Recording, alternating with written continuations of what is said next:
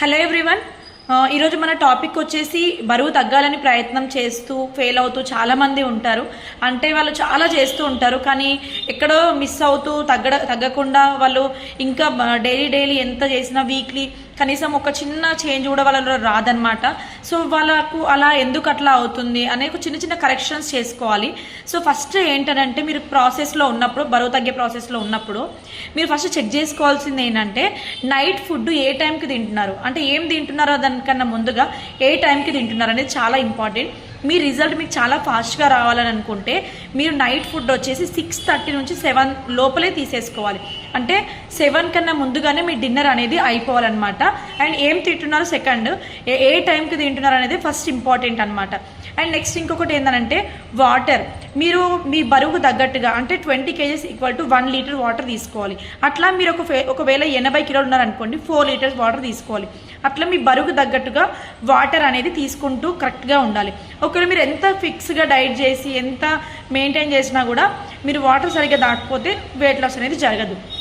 And next ఇంకొకటి ఏంటంటే నిద్ర అనేది ఖచ్చితంగా మనకి కనీసం ఎంత లేదని తక్కువలో 6 hours అన్న మనం పడుకోవాలి.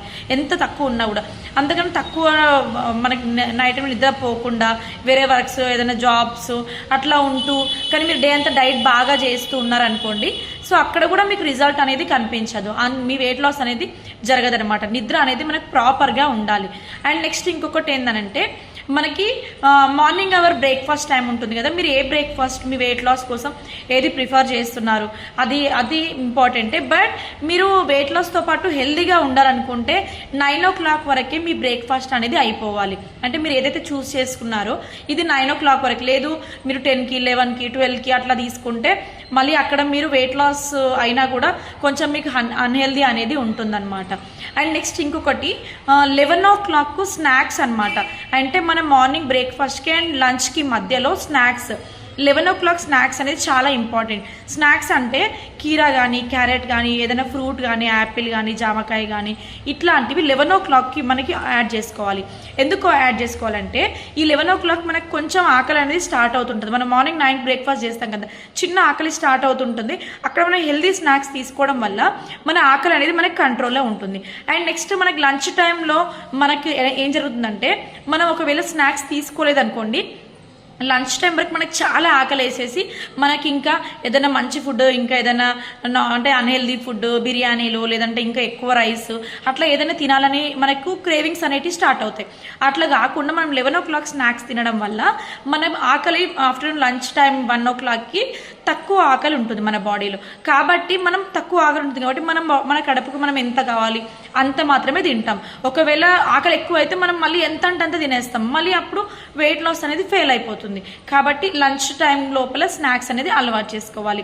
అండ్ ఈవినింగ్ 5 o'clockకి ఆర్ 4:30కి కూడా మీరు స్నాక్స్ అనేది అలవాటు చేసుకోవాలి. అంటే ఫ్రూట్స్ కానీ, వెజిటేబుల్ కానీ, ఏదైనా ఫ్రూట్ జ్యూస్ కానీ అట్లా మీరు మీ ఫ్యామిలీలో మీకు అలవాటు ఉన్న ఏదైతే స్నాక్స్ ఉన్నాయో అవి, అంటే ఆయిల్ సంబంధించిన అస్సలు ఉండకుండా చూసుకోవాలి, ఆయిల్ లేకుండా ఉండే చూసుకోవాలి.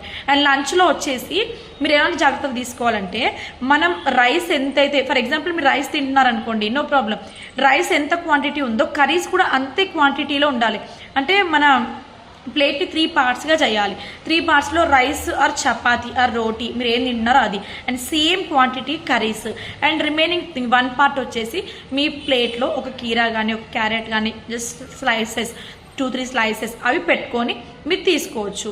అండ్ మీరు ఇంకా ఎవరైనా పెరుగు అట్లా అలవాటు ఉన్న వాళ్ళు పెరుగు కాకుండా కొంచెం మజ్జిగ మాత్రమే యాడ్ చేసుకోవాలి, అంటే తక్కువ క్వాంటిటీ తీసుకోవాలి అది కూడా. సో మన ఈ 3 parts మన లంచ్ ప్లేట్ చేయడం మర్చిపోద్దు. తక్కువ క్వాంటిటీలో మనం కర్రీస్ ఎక్కువ తీసుకొని రైస్ క్వాంటిటీ అనేది తక్కువ తీసుకోవాలి, ఆర్ చపాతీ అయినా రోటీ అయినా సరే కూడా.